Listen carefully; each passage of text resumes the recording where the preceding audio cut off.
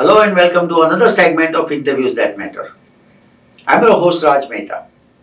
Friends, in this segment we bring those guests who influence our lives. This includes elected officials, policymakers, heads of major organizations, and other dignitaries. It is my sincere hope that the knowledge brought in by these guests will help our community. Today we have such guest. His name is Chris Hahn. Chris Hahn is a political commentator for Fox News. He also has his radio show, his podcast, and he has been in media, major channels all the time as a political commentator. His career has been politics all year, and we're going to talk about national politics, local politics with Chris. Chris, welcome to the show. Thanks for having me. Really thank you for taking time to come on the show. You know what? I've known you a long time. You've been a pillar of the community. I'm happy to come by and say hi and talk a little politics and issues with you. That's exactly what we want to do. You want to pick your brain and you want to see that what is in your mind or what is your crystal ball says about the future of this country and for all of us rather. Great. Right? So that's what we want to do. But first, as normally what we do is we introduce our guests, and I would like to hear from you about your, how did you get here where you are now? And you're a political commentator. We know that, and you come on NBC and CBS and every lot of different places. Right. You come on that. Mostly Fox. Mostly Fox. Yes. Also, you also had your, I think if I remember right, you had a comedy show or something. I still do improv comedy. Well, once theaters open up again, I still like to do that once in a while. It's a lot of fun. I've been doing it since I was a kid. I've been in politics since I was in college. I worked at the Democratic National Convention when I was a teenager back in the 90s when it was here in New York City. Okay. And I worked in the New York State Legislature when I was a student at the University of Albany. I was president of the student body at SUNY Albany, got heavily involved with the mayoral race in SUNY Albany. Got out of college, came back to Long Island, worked in advertising, but ran for county legislator unsuccessfully when I was like 22 years old. Wow. But lost very close. Went on to law school, got out of law school, and I spent 6 years with Senator Schumer, which is probably the defining moment of my career. It's what people still associate me with. I was his first Long Island director, worked on every issue that came along in that first term and the beginning of his second term. 9/11 happened on that term. It was a very intense time. Left him, went to practice law for a little while, and then my good friend Tom Swazi asked me to be the chief deputy county executive while he was off running for governor. And I learned a lot about myself and about government in that job.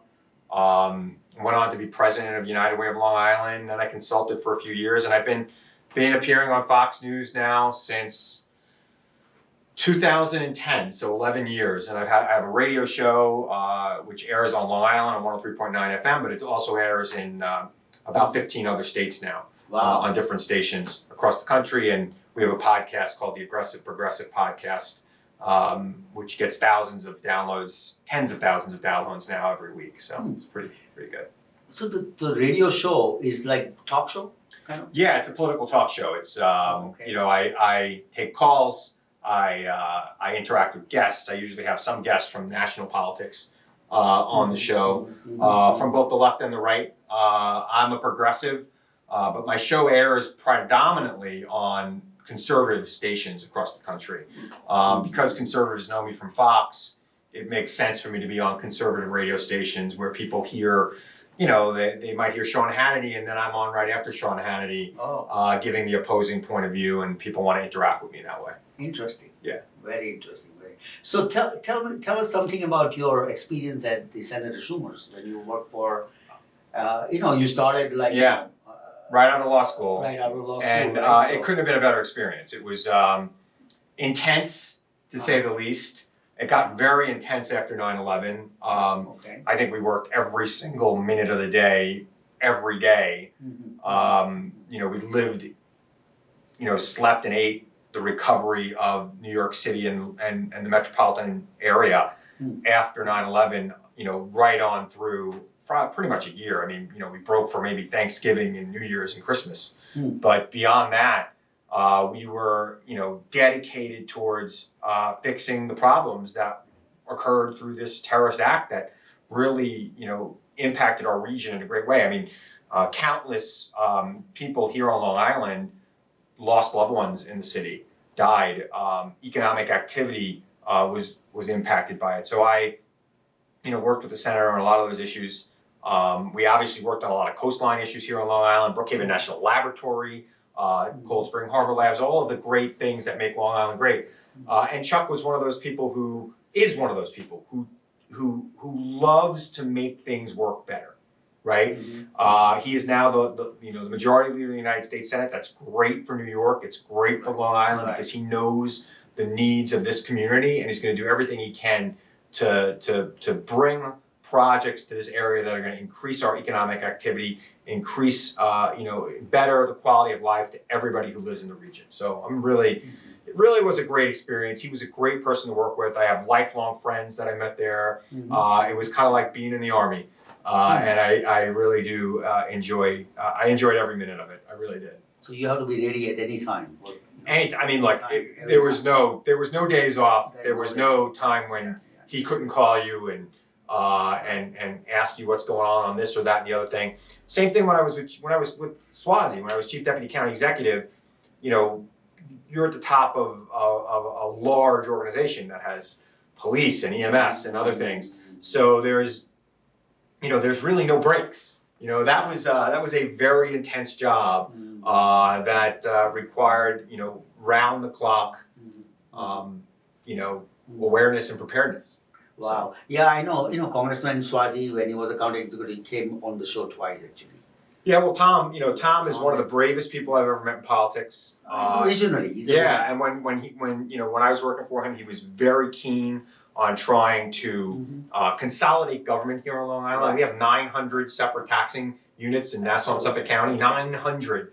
And I wouldn't say any one particular one is bad. Yeah. But each one has their own priorities, and they might not necessarily mesh with the other levels of government that they share a geographic location with. It makes it incredibly hard for people who are trying to get things done. Right. If you want to build something, if you want to fix something, if you want to improve something, it makes it hard to go through these various levels of government. Plus, it adds to the tax burden of all of the people of Long Island. So it's it's something that Tom was trying to tackle. He got a lot of pushback for that. It's something that is still a problem in Nassau and Suffolk County and needs to be addressed. And hopefully we have some visionary people who will do that at some point. One thing I tell you, it's a territorial, obviously. Yeah. I understand that very well. And it's the ego also, big thing is ego, right? Human ego comes in. For your information, I mean, I'm not sure. We are actually, my company is the first one to implement shared government services portal in the country. It's great. Yeah, that we implemented in Great Neck, connecting 9 villages, police, fire, school, parks, everybody on one platform. And that's a great initiative, right? So you look at the peninsula of Great Neck. Yeah. There are dozens of villages there. Absolutely. Each village has got its own highway department, its own police department in some cases. It's got various different services that perhaps, if they united, they could do it better and cheaper, right? And I think that's not just Great Neck's issue, it's the whole island's issue. It's whole island. Yeah. See, and there could be one place, let's say you wanted to try to build a new house, there'd be one place to go. It's just, I just feel like we tie our hands behind our backs sometimes. And again, it's not that any one level of government's doing anything wrong. They all, I believe, have good intentions to serve their community. Right. But it just creates these layers upon layers, and you've got to coordinate with those layers to try to get things done. And that becomes a job in and of itself, in addition to designing and building and being in compliance. But now you got to coordinate between 4, 5, 6, sometimes 10 different governments. Bureaucracy. It's bureaucracy. very, very tough. Very big tough. No, I know. So our portal basically, allowed them to, cooperative purchasing, right? So let's say, for example, all these 9 villages, they all need similar thing to purchase, right? So we allowed them to combine all the purchases together. And that's a great thing. Yeah. And it probably saves their Right. constituents money. Exactly. And it saves them. They don't have to raise taxes. It's fantastic. Exactly. And same thing what we did with town of North Hempstead, that North Hempstead would serve, actually they have their own people who would go and serve their other 107 special districts. Right. So that is called OIC, Office of Intercommunication, so which we created a portal. Similar concept. Only thing is that rather than going all these districts going out and purchasing themselves, they will take the services from the town of North Hempstead. There you go. So they will be cheaper, as well as town of North Hempstead personnel would be used properly. Good. So that was also a very good initiative by our friend John Kamen. Yeah. He was John's a great supervisor. guy. Yeah, so he was a supervisor. Again, same thing. He's also like Swazi, he's a very visionary Yeah. person. He brought in the 311 system in Absolutely. North Hempstead. When I worked for Chuck Schumer, we helped get them funding for that. Oh, okay, good. Yeah, I was a part of. We were Yeah, a it's a part of. fantastic system and they love it there. No, we were a part of that also project rather. Yeah. So how do you think that I know that obviously we only hear Senator Schumer on the TV and maybe on the radio. That's about it. So we don't know as a common person, but you dealt with him Yeah, I mean he's every day and he personal is level. What for kind a of guy character? who is as important to to this country as he is. He's as down to earth, normal a person you will ever meet. Now, is he intense and smart and brilliant? Yes. But will he want to go to the Oyster Fest and say hi to people? Yeah. This is a guy who wants to be constantly connected to his constituents, and I know that one of the things that's probably frustrating to him now that he is the leader Right. is that he's spending less time with his constituents. But I guarantee you that every free minute he has Mhm. from when they're on recess in Washington, he will be in New York going to town meetings. So always, hopefully we'll have festivals again this summer. He'll be at them. He'll go to graduations. I mean, the number one thing people say to me when they find out I work for Chuck Schumer is he spoke at my graduation. Wow. And it's true. I mean, if you Wow. went to a New York college or a New York high school, Right. Chuck Schumer probably spoke at that graduation sometime during his tenure as a senator. So he loves connecting with his constituents. He's a fantastic guy. Humble beginnings, Okay. right? He is not a wealthy man. Most senators are. Right. I think when I worked for him, he was probably the least wealthy person Uh-huh. in the Senate. Mhm. Really, he's been in government since he was 23 years old. Wow. So he got elected to the Assembly at the age of 23, the youngest person since Teddy Roosevelt to be elected to the New York State Assembly. And then he got elected to Congress at 29 and the Senate, I think, at 47 or 48. And he's been there ever since. And it's he's just a smart, hardworking, hard-charging guy. And this country couldn't have a better person as the majority leader of the United States Senate. And I hope he gets to maintain that majority for many years to come. Yeah, I mean, right now it looks good though, so we'll see what happens in the future. But tell me one thing that, like, I know that, Senator Schumer, obviously, we are all humans, right? So he's being pounded from every direction, from different subjects. Does he have to be knowledgeable in all? Because before he decides anything. His mind is like a steel trap. He retains so much information. Wow. He is brilliant. Oh. He got a 1600 on his SATs, went to Harvard, Harvard undergrad and Harvard Law School. He is one of the smartest people I know, and he has a brilliant staff, right? As smart as Chuck is, the people who work for him, Okay. it's Major League Baseball. I remember when I got hired by Chuck, I'm like, I made it to the majors. I'm in the bigs, right? These are people who are brilliant and dedicated, and they care about New York and the nation, and very smart. And Chuck, is a fantastic, brilliant guy with fantastic, brilliant people working for him. Good. Dedicated, hardworking people. Good. Well, that's what we want, right? Yeah. As a citizen, that's what we want. Somebody who represents us. Yeah, Looks at us. and I've been gone long enough that I don't have to say that anymore, but I believe it, and I believe it every time I meet somebody who works for Chuck, Right. who came on after me. It never ceases to amaze me how good these people are, and how lucky we are to have people like that working in government. So Good, very good. So now let's turn into your favorite subject. we'll talk about, politics. Yes. Right? Obviously, I'm not a, obviously I'm a common person. I'm a small Stop. person, right? I'm a You're a small businessman who's been I'm in a politics. small businessman. I've been in your lobby. You've got a picture of every person who's ever been elected to any office on Long Island up there with you in there. What are you talking about? I'm a very small person. Yes, You sure. are the expert in this. Sure. You are Those the shoes expert probably in cost more than. So, You are the Yes. expert in this. So yes. let's talk about we'll go gradually up. Is that okay with you? Do whatever you want to do. So Take your time. we'll talk about the county first, right? We live in Nassau County, and Nassau County has current. Well, I live in Suffolk County, even though Oh, I you was live- chief deputy county executive. Uh-huh. But look, I think Laura Curran, I worked with her when I was chief deputy, Okay. and I think she's a brilliant person. I think she's hardworking. I think she's done a good job. I think she was left a complete and total mess by the previous administration. I think they didn't do what they needed to do to bring the county into the 21st century, and particularly some of the stuff we're seeing with assessment. That should have been handled 8 years ago. That was a problem when I worked in the county back in like 2007. Wow. So what's been going on here for all these time, and she's trying to tackle that head on, and I think that's pretty good. I think it speaks volumes that the Republicans have not even come up with an opponent for her yet, to my knowledge. And here we are. It's March. And their primaries have to happen in the next 2 months, and they don't have an opponent yet for Laura Curran. So I think that speaks volumes. I mean, given the crisis that this county has faced with COVID and the budget crisis that has just been perpetuated since not Mangano. Why am I dropping the guy's name? Galata? What Tom Galata? Tom Galata. I mean, the budget crisis that has been present in Nassau County since Tom Galata.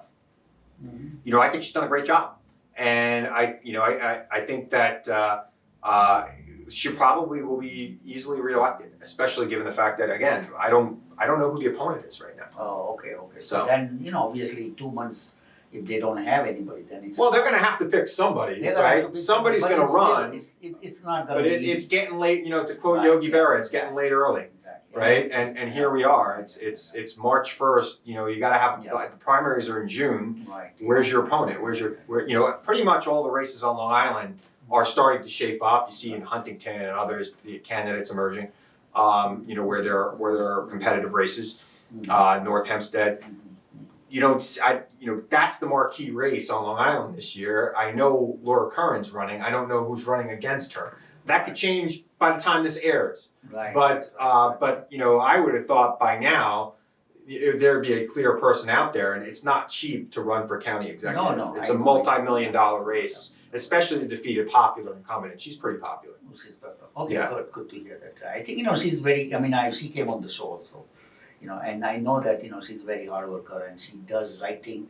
And one thing is that there is no. Although she's a politician, but she is really straightforward. That's the way it came across to me. She's a hard worker and she cares, right? And it's kind of hard. Right. I always say when it comes to county government, there really is no Republican or Democratic way to run a county, right? There's a right way and a wrong way. You're going to pave roads. You're going to run your social services department. There are a lot of regulations that cause you to do it. So there's not like this uber partisan,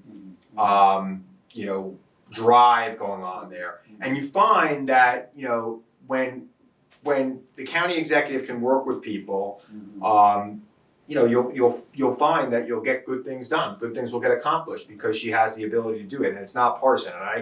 And I know when I worked for Tom, we would sometimes get into some battles. But when we could find common ground and really get things done, it really worked nicely.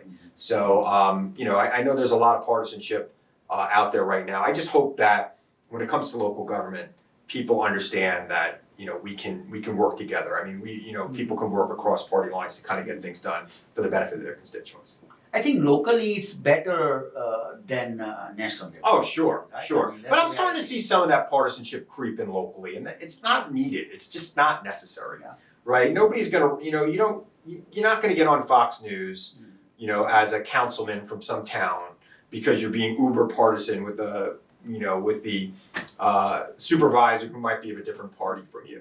right? And that goes Right. both ways, right? You're not going to get on MSNBC. You need to really figure out, okay, how are we going to pave this road? How are we going to pay for it? How are we going to prioritize it? How are we going to inform our constituents that this is going on so it doesn't become an inconvenience in their lives? And that can be done, that's just good government. It's not partisan. It's just good government. And I think that's the thing with Laura. I don't think Laura has been partisan. I think she's strived for good government. There might be some people who have been partisan towards her, Right. but not many, frankly. Right. I think she's just tried to get good government going, and I think that's why she's going to get reelected. And I think you'll see a lot of people from all parties, supporting her. I think that seems to be where this is heading. I think, when you do the right thing, people do see that. Yeah. Right? I mean, it doesn't matter, like whether you're from that party or this party, but people do see it. Yeah, I mean, if you're out there and you're honest with your constituents and you're trying to do the right thing, Yeah, people exactly. see it. Exactly. People see it. Right? Yeah. So, It's like a guy like Joe Manchin. Yeah. I mean, Joe Manchin is a senator from West Virginia. He's a Democrat. He wins in West Virginia, a state that is the most Republican state nationally now. It gave Donald Trump his biggest plurality of victory in both 2016 and 2020. In between that, in 2018, Joe Manchin, Democrat, got reelected to the Senate with over 60% of the vote.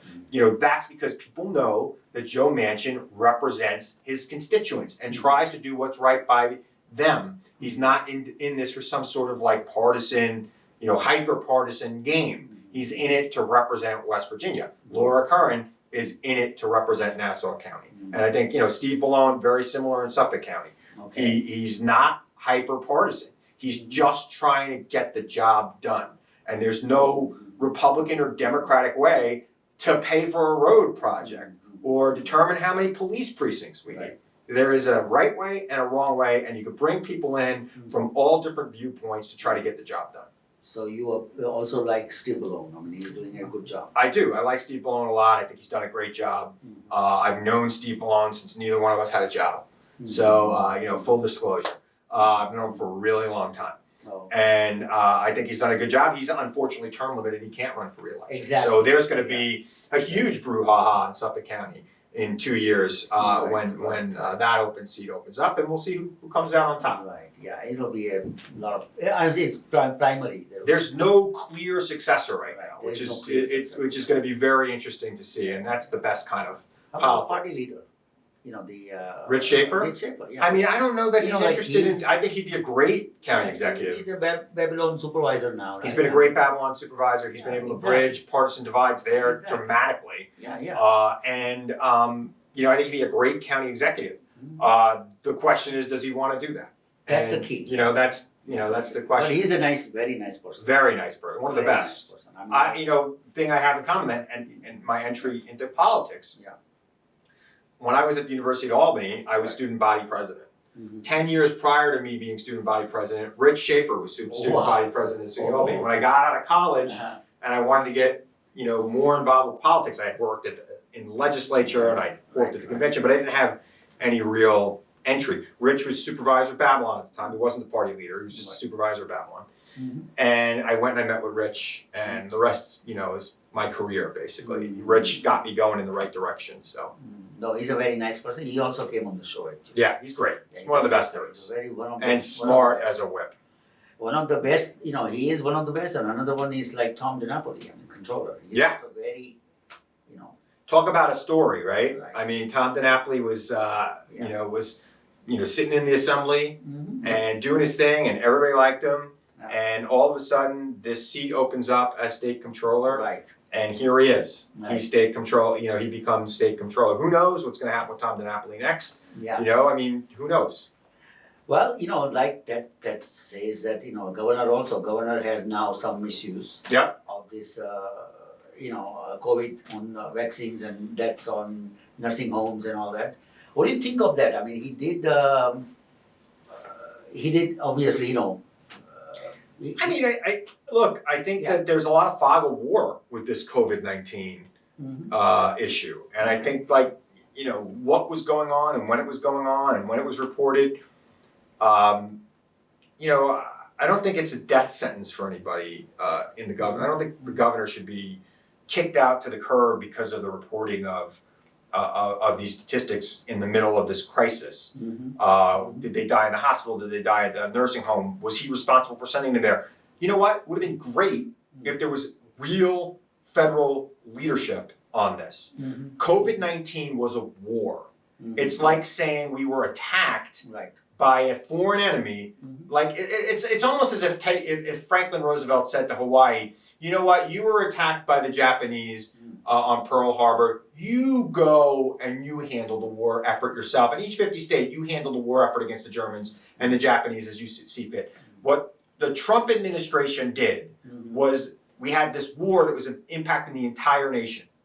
And they viewed it initially as a blue state problem because there were outbreaks in New York and California simultaneously, and the rest of the country seemed, although they weren't, it wasn't really, seemed to be missing this. So he left it to New York and California to figure out what to do.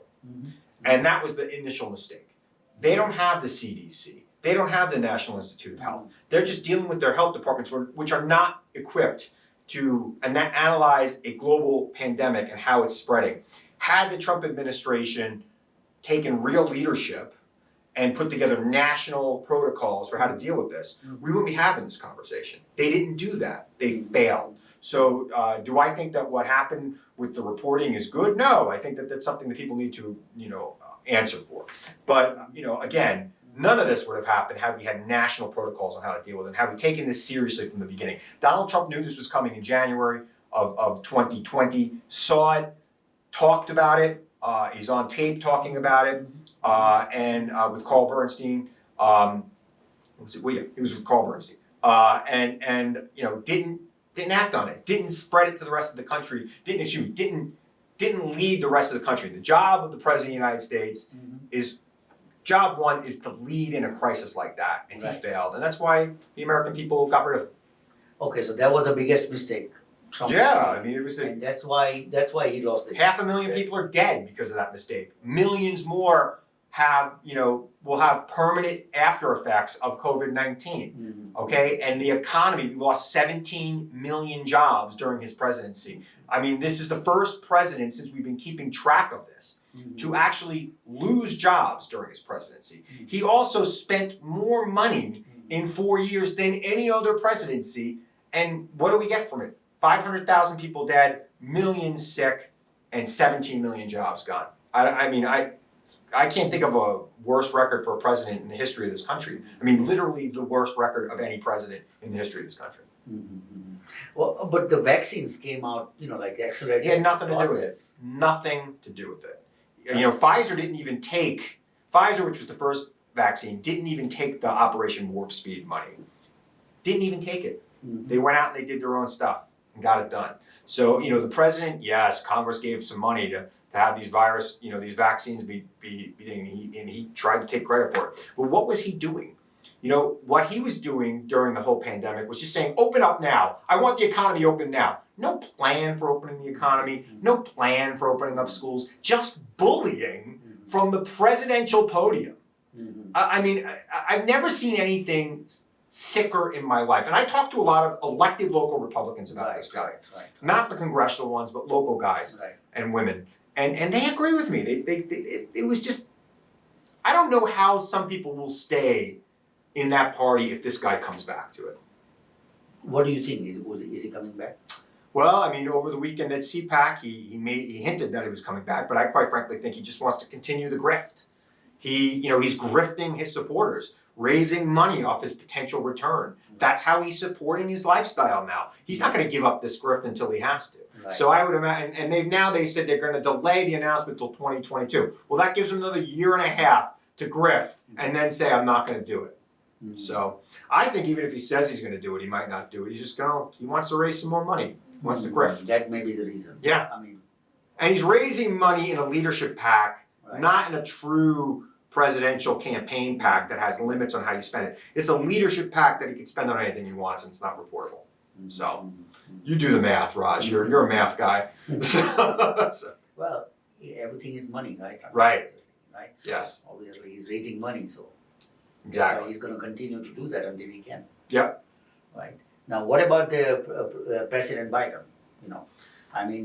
What do you? Obviously, it's only like It's a month. month in there, and obviously he's taken a lot of steps in terms of COVID at least. Yeah, I think he's made COVID his priority, something the other president didn't do. Yeah. And we've now, we're well ahead of pace to have over 100 million vaccines delivered between now and his first 100 days. I think we're going to get close to 150 million people, having the vaccine in his first 100 days. I think by June, we'll have over 200 million Americans fully vaccinated, and we'll be ready to open up this country again. And I think that's great.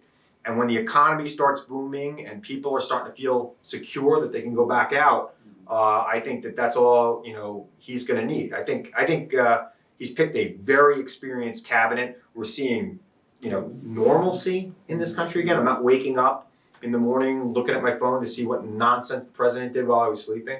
I think most Americans feel good about that. I think people didn't even pay attention to Donald Trump over the weekend unless you're like some sycophantic supporter of his. So I think Biden's doing a great job. He's picked a great staff. And look, he's got a mess to clean up, a big mess. This is the biggest mess since the Great Depression. And I think he's got the team in place to do it. I know some of the people. Ron Klein is a fantastic chief of staff. Neera Tanden, who the Republicans are giving a hard time with, fantastic. So I'm just looking forward to having qualified people in government in Washington again, and not just the president's kids who are in charge of major initiatives in this country. So, there's also a package, $1.9 trillion, right? Yeah. And then, like every now, county, state, everybody has a deficit. City, Yeah. New York City. Now, there are some monies, obviously, for within this package, I think. Yeah. I'm not sure what Every state, local government is hurting because of COVID-19. Exactly. Every single one. And this bill has significant dollars for state and local government. Okay. And Republicans want to talk about how Democrats want to defund the police. They're not voting for a package to fund police, frankly. This $1.9 trillion will allow local governments to keep police officers employed, keep nurses employed, keep sanitation workers employed. Right. It's just amazing to me that anybody would oppose it. The American people overwhelmingly supported it.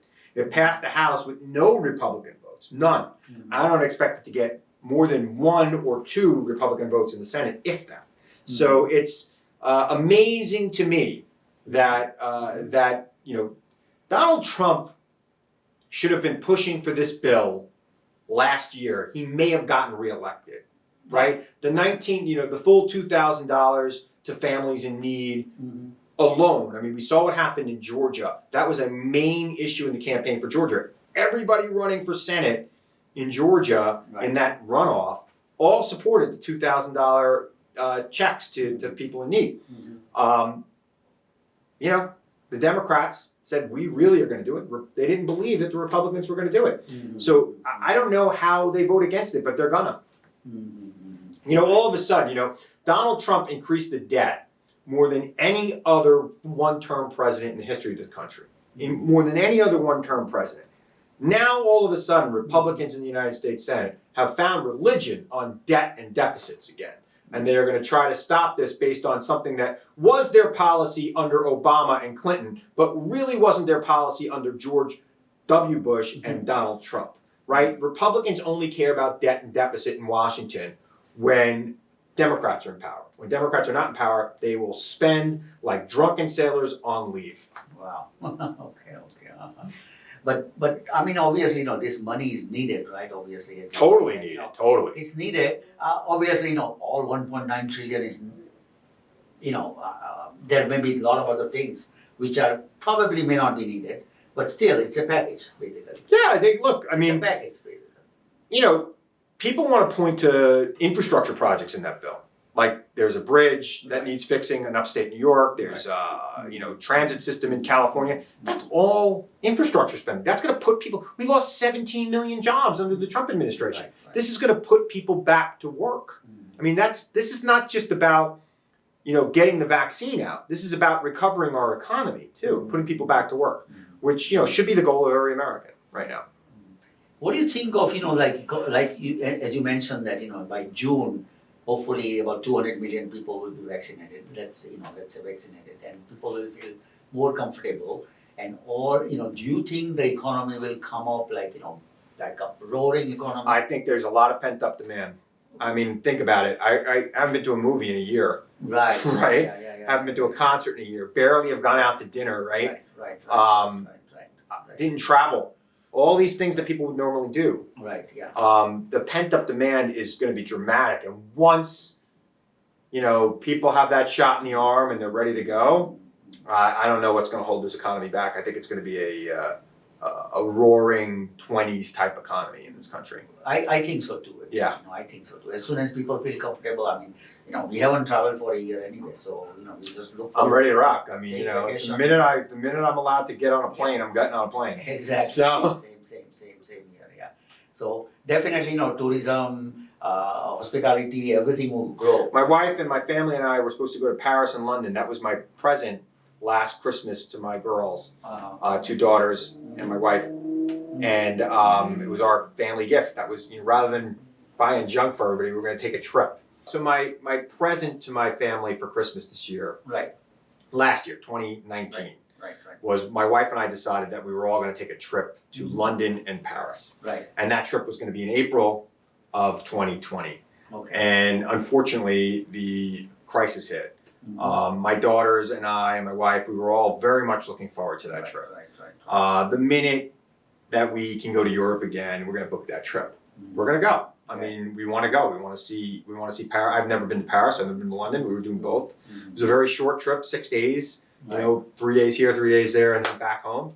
But we were really looking forward to it. And I'm hopeful that there are a lot of people that are looking forward to things like that. You're going to see a lot of tourism and a lot of money being spent in the economy. I agree with you. I mean, my friend was looking for the vacation and Gate One Travel, and he said for 3 months everything is booked already. People are already booking. Wow. People are already booking vacations. So That's great. Obviously, because they are already foreseeing, Things are opening up. things Yeah, are they're opening ready up. to rock. Yeah.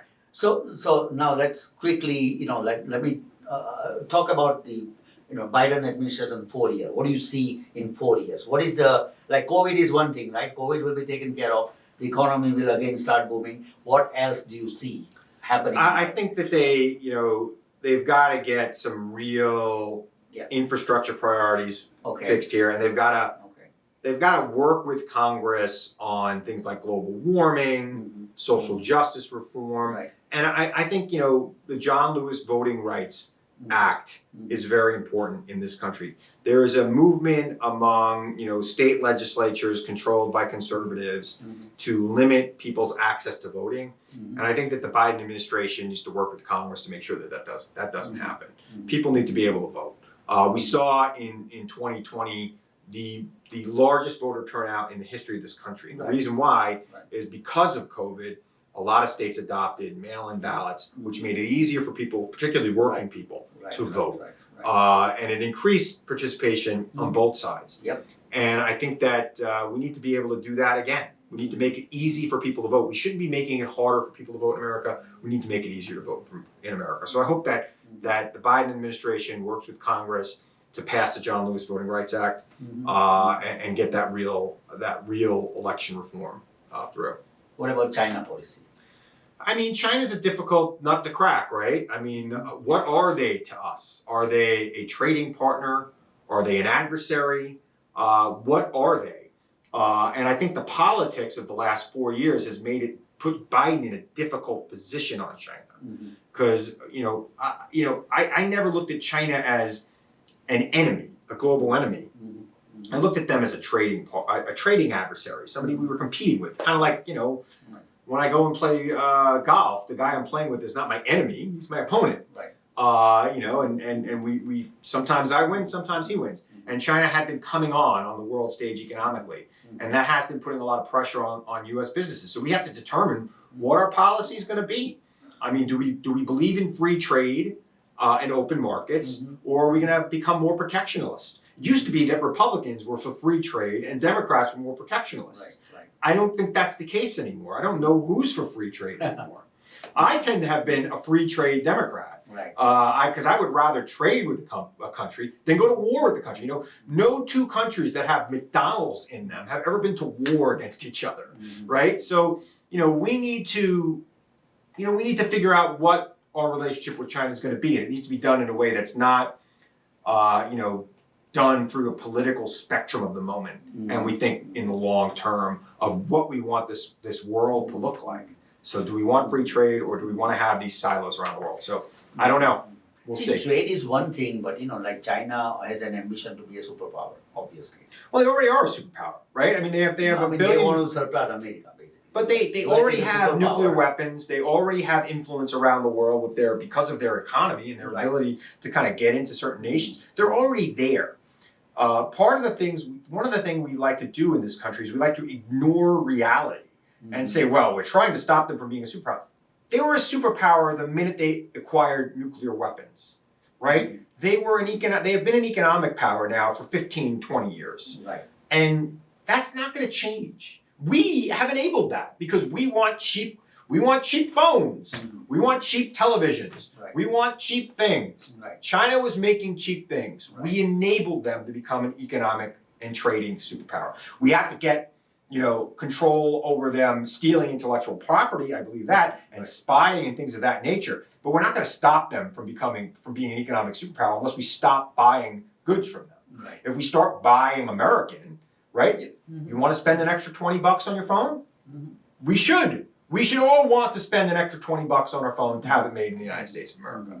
And we got to wrap ourselves around that. And if we could wrap ourselves around that, then China wouldn't be the economic superpower it is. But we created it, and we have to now determine what we want to do, how we want to interact with them as a country. What do you think Biden administration would do?